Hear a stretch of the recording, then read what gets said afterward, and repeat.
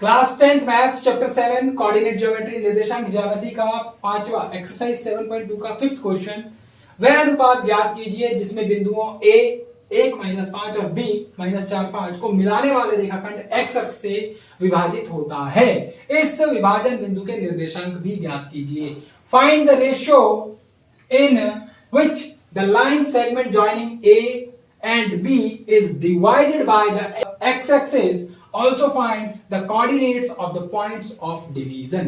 बेटा आपका जो कार्तीय तल होता है, जो आपका ये इस तरीके से जो आपका ग्राफ होता है, इस ग्राफ के ऊपर दो पॉइंट दे रखे हैं और इन दोनों पॉइंट्स कहाँ है? ए कहाँ है बेटा? x का 1 और y का -5। यानी कि कहीं आप यहां इसको मान लीजिए, यहां पर आपके पास में 1 और -5 एक पॉइंट है, जो जिस पॉइंट का नाम है a।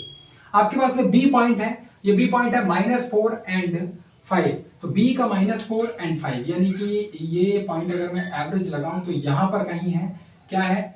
b point -4 and 5। और इनको ज्वाइंट करने में इस तरीके से इनको जब मिला देते हैं तो x अक्ष को यहां पर इस x की जगह पर ये हमें बताना है कि ये किस अनुपात में विभाजित होता है। बट इसके निर्देशांक हमें सीधे सीधे पता लग रहे हैं कि यहाँ x का मान तो x है, कुछ भी हो सकता है, माइनस में, प्लस में, 1 2 3, बट मैं x मान कर चलता हूँ। बट y का मान जो है वो क्या है? 0 है। y यहाँ पर 0 है। दूसरी एक इंपॉर्टेंट चीज क्या है, जब मुझे अनुपात नहीं दिया गया है तो मैं सीधे तौर पर मानूंगा कि ये अनुपात के अनुपात 1 है। समझ गए बेटा? अब मैं इसको थोड़ा सा सीधा कर देता हूं और यहां छेद देता हूं। तो देखिए बेटा, ये मेरे पास में लाइन है, a को मैंने लिखा यहां और इसके निर्देशांक है 1 और -5, ठीक है बेटा।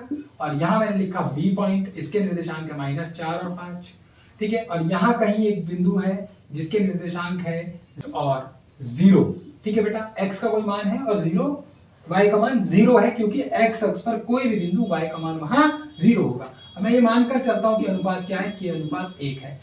एक बार क्वेश्चन सॉल्व करेंगे और एक बार में हमारे ये मान भी निकल कर आ जाएगा, x का वैल्यू भी निकल कर आ जाएगा और साथ के साथ k का वैल्यू भी निकल कर आ जाएगा। समझ गए? तो जब हम इसे सॉल्व करते हैं तो यहाँ सॉल्व करने के अंदर मैं यहाँ पर लिखूंगा कि ये जो बिंदु है मैं इसको P मानकर चलता हूँ, ये बिंदु P है बेटा।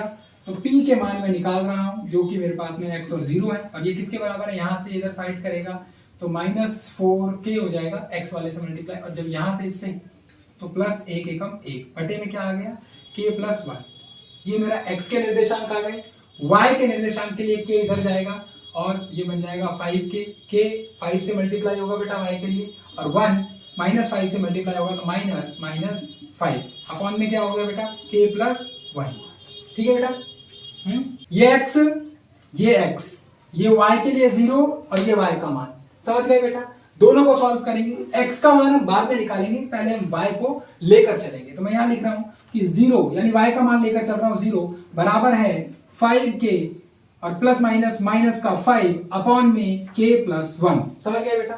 इसके नीचे मैंने 1 लगाया, इसको क्रॉस मल्टीप्लाई किया, जब ये इससे मल्टीप्लाई हुआ तो ये हो गया 5k - 5 इक्वल्स टू, और 0 से जब k + 1 मल्टीप्लाई होगा तो लिख देते हैं, चलिए k + 1, और 0 से कुछ भी गुना होता है तो जब 0 से गुना होने में टकराएगा वो 0 बन जाता है। तो 5k इक्वल्स टू, माइनस का 5 था, इधर जाकर प्लस का 5 हो गया और ये तो 0 बन गया। अब k का मान आपके पास आ गया 5/5, यानी 5 एकम 5 एकम 5, k का मान आपके पास 1 आ गया।